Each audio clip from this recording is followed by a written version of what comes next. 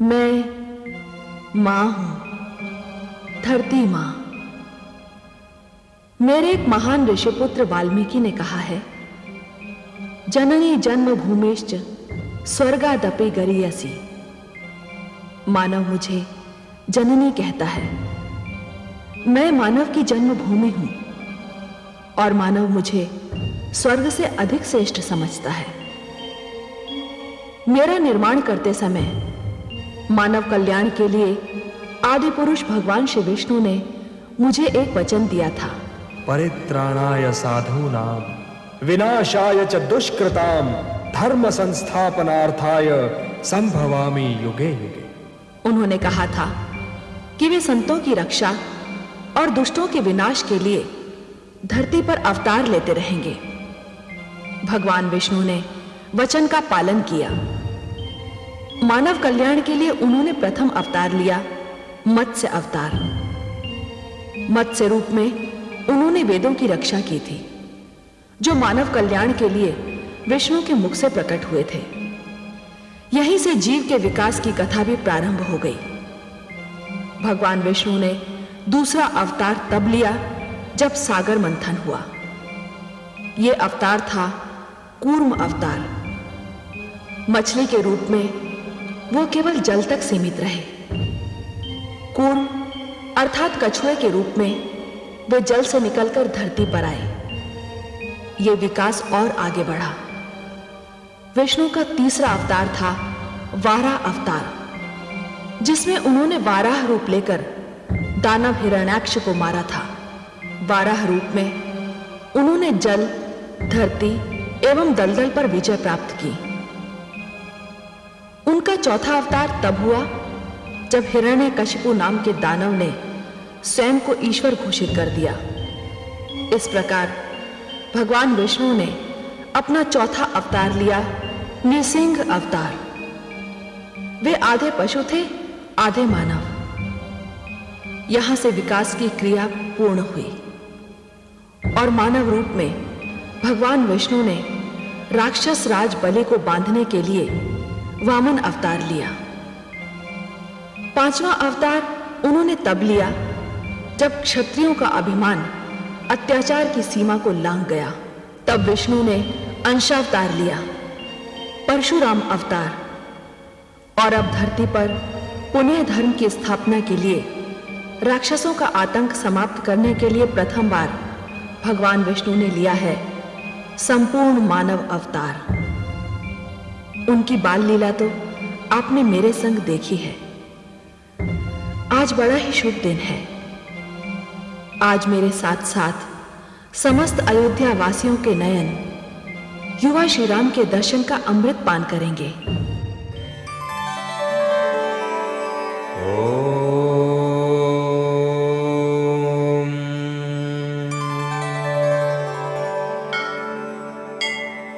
ध्यायेत् सूर्यमनंत शक्ति किरणम् संविन्मयं भास्करम् भक्तानां भयप्रदं करधृताम् भोजद्वयं शंकरम्।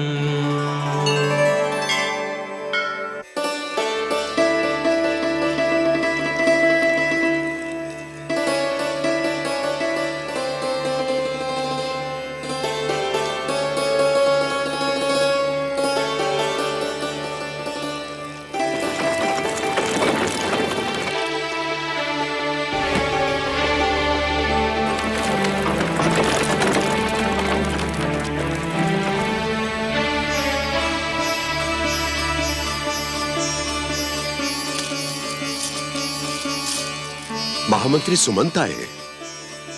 लिवाने आए हैं। ये मेरे राम को ले जाएंगे। मोह अंधकार होता है देवी, और यह हम आश्रम वासियों को शोभा नहीं देता। ममता को मोह मत कहिए, स्नेह को अंधकार मत कहिए स्वामी। वो भी श्री राम का स्नेह, वो तो सारे संसार की क्रूर से क्रूर भी माता के हृदय में ममता का मोह भर दे। मैं राम की विदाई न देख पाऊंगी। मैंने इन चारों राजकुमारों को पहले ही विदा का आशीष दे दिया है। मैं राम की विदाई न देख पाऊंगी।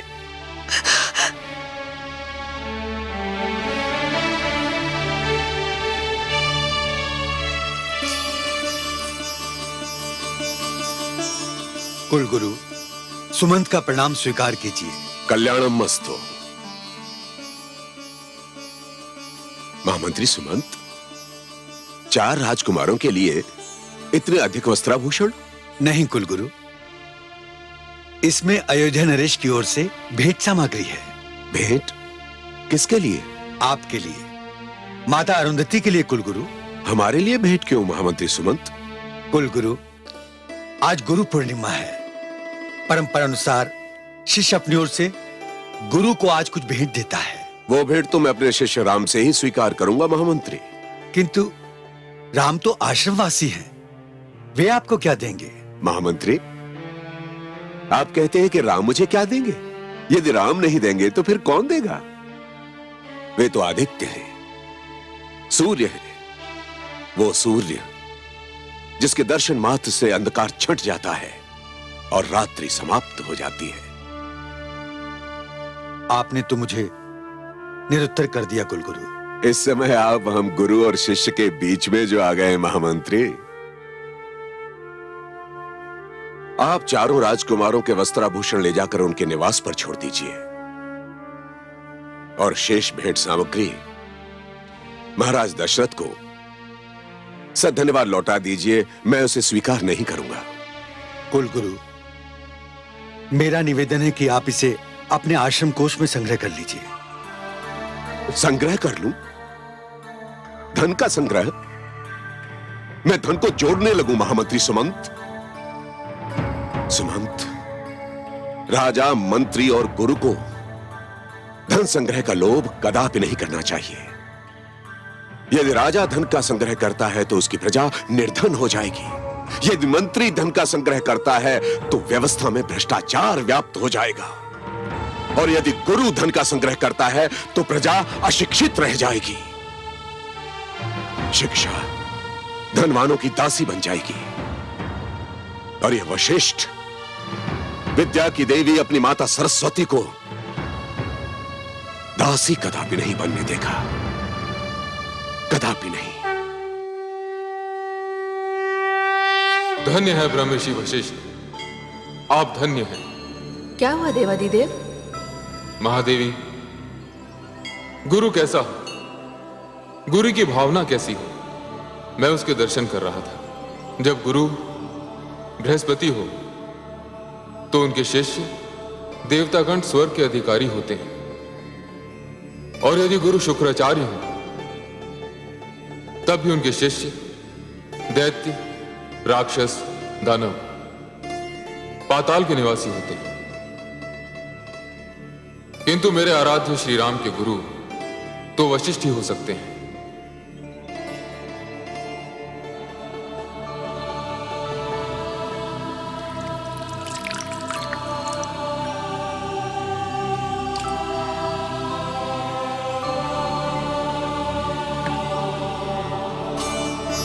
ये अर्घ आपने किसको दिया स्वामी? उन्हें जिन्होंने मानवता की व्याख्या करने के लिए मानव रूप में जन्म लिया है,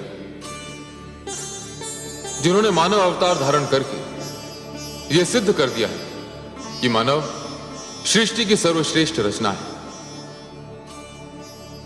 आज एक महान शिष्य अपना विद्यार्थी जीवन समाप्त करके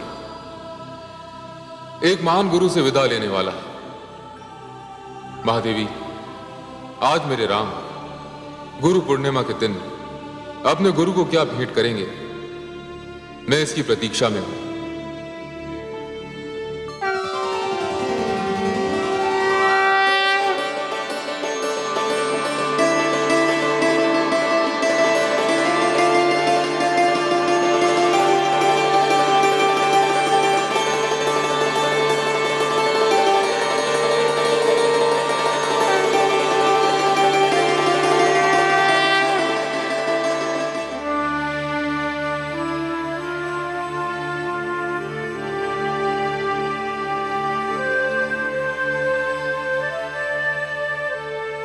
प्रणाम गुरुदेव।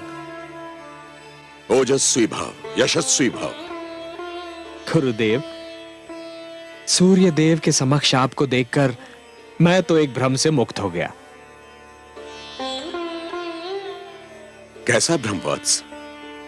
गुरुदेव, मैं सूर्यदेव से यह प्रार्थना कर रहा था कि वे अपनी उन तेजस्वी किरणों को समेट लें जिनके तेज के प्रकाश में नेत्र बंद हो जाते हैं और ढके हुए सत्य के दर्शन नहीं होते।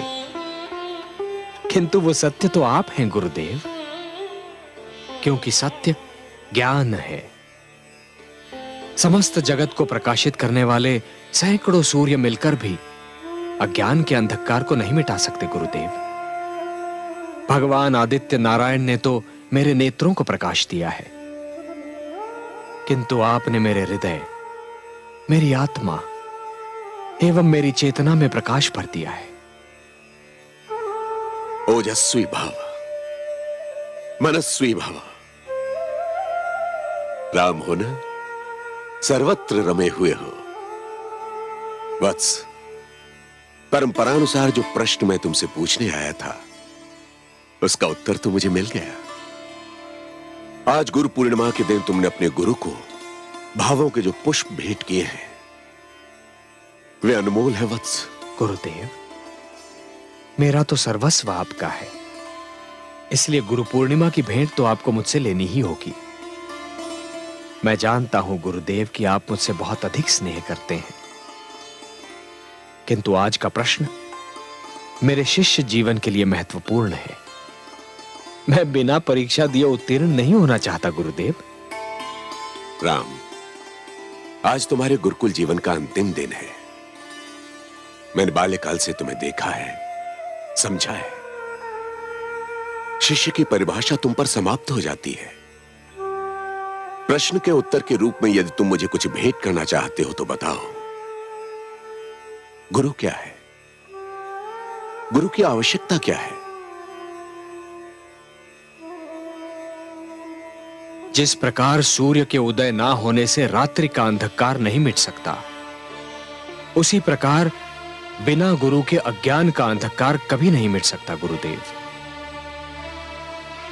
एक अशिक्षित व्यक्ति तो जीवित होते हुए भी एक शव के समान होता है, जिसके लिए विद्या और ज्ञान जीवनदायी अमृत है, और गुरु ही वो अमृत कलश हैं जिनमें ज्ञान रूपी अमृत भरा हुआ रहता है। गुरु एक नन्हे से बालक ध्रुव को महान बना सकते हैं, जिसके समक्ष स्वयं ईश्वर को भी झुकना पड़ता है।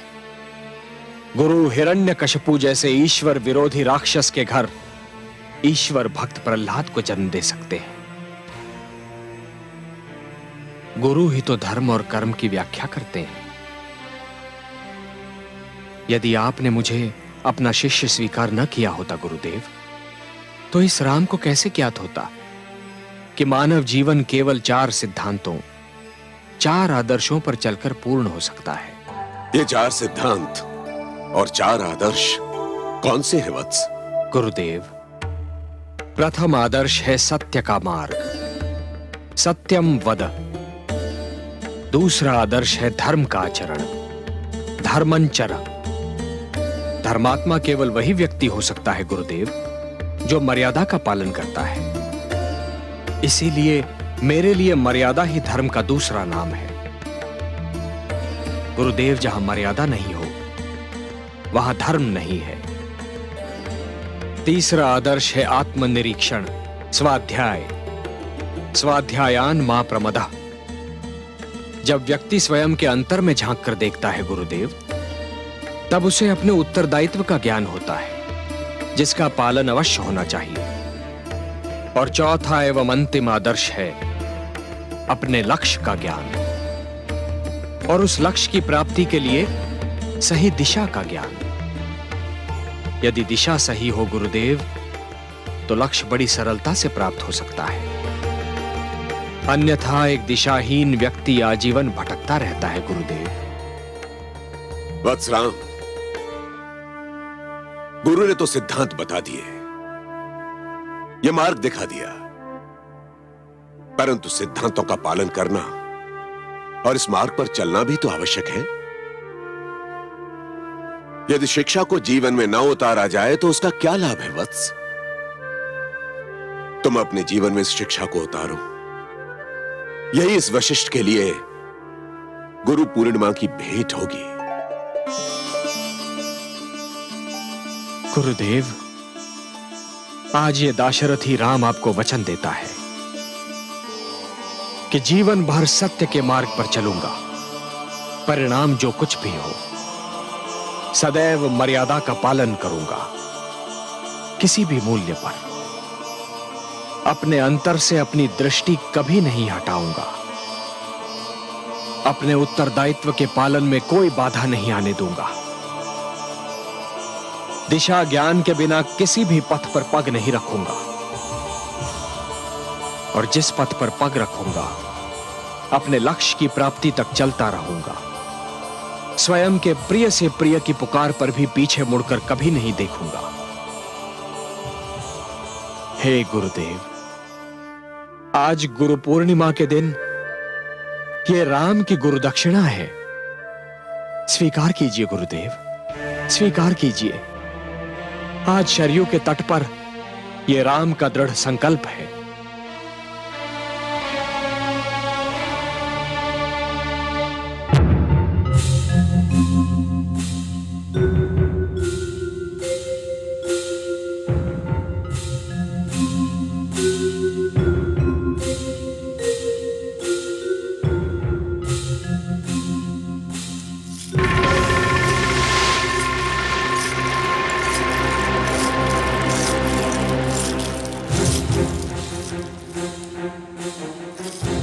प्रणाम माते। माते, आज आपका पुत्र रावण नहीं, आपका शिष्य रावण आपके चरण स्पर्श करने आया है। आप तो मेरी माता भी हैं और मेरी गुरु भी। पुत्र, दीर्घायु भव। आज कोई विशेष दिन है? हाँ माते, आज गुरु पूर्णिमा का दिन है। मांगिए माते, अपने शिष्य रावण से आपकी जो इच्छा है वो मांगिए। परंपरा है कि आज के दिन शिष्य अपने गुरु को भेंट स्वरूप कुछ देता है। मांगिए माते। पुत्र, मेरा एक ही स्वप्न है। मैं तुझे विश्व विजयी देखना चाहती हूं। बस इतनी छोटी सी भेंट माते? नहीं पुत्र, ये मेरी इच्छा है। यदि कुछ देना चाहता है तो एक वचन दे दे। आज्ञा करे माते। पुत्र, आज के पश्चात गुरु पूर्णिमा की बात मेरे समक्ष कभी मत करना। मैं तुझ में तुम्हारे पिता के संस्कार देखती हूं तो भयभीत हो जाती हूं।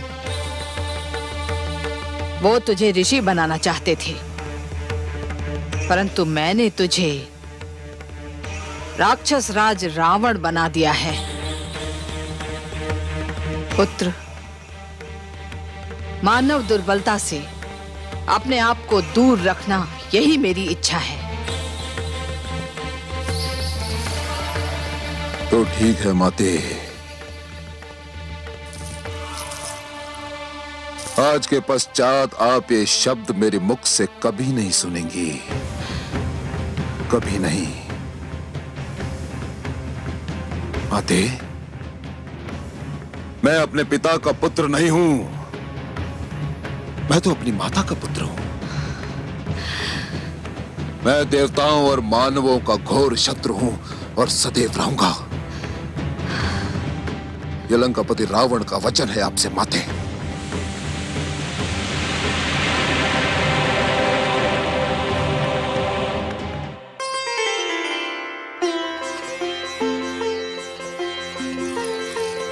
उठो अनुजो, भरत, शत्रुघ्न, लक्ष्मण, आज का गुरु पूर्णिमा का दिन अत्यंत शुभ है।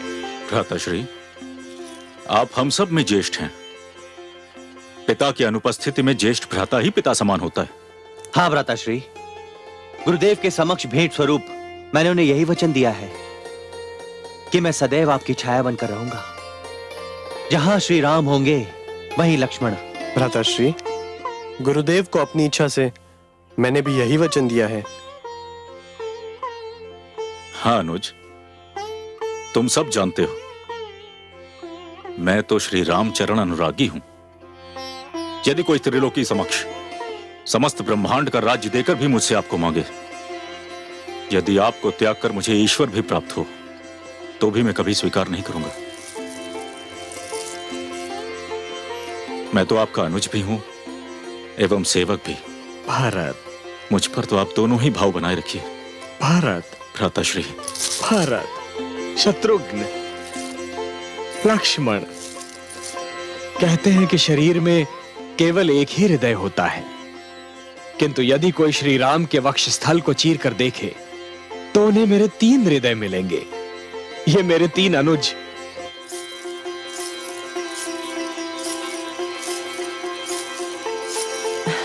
प्रणाम महाराज। प्रणाम धाय मां। अच्छा हुआ आप मिल गई। कृपया महारानी कैकेयी को सूचित कर दें कि हमारे चारों पुत्र राजभवन लौट रहे हैं। महाराज, ये तो बहुत ही शुभ समाचार है। आपको बहुत बहुत बधाई हो। मैं अभी जाकर महारानी को सूचित करती हूँ कि मेरे भरत राजभवन लौट रहे हैं। अभी जाकर सूचित करती हूँ।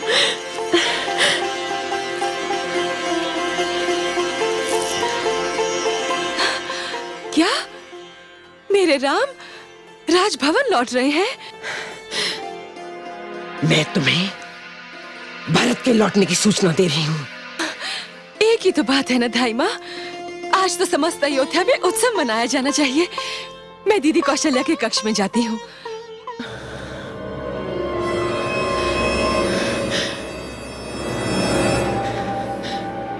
ये नहीं सुधरेगी। राम के लौटने से बहराई जा रही है। भरत के लौटने की कोई प्रसन्नता नहीं।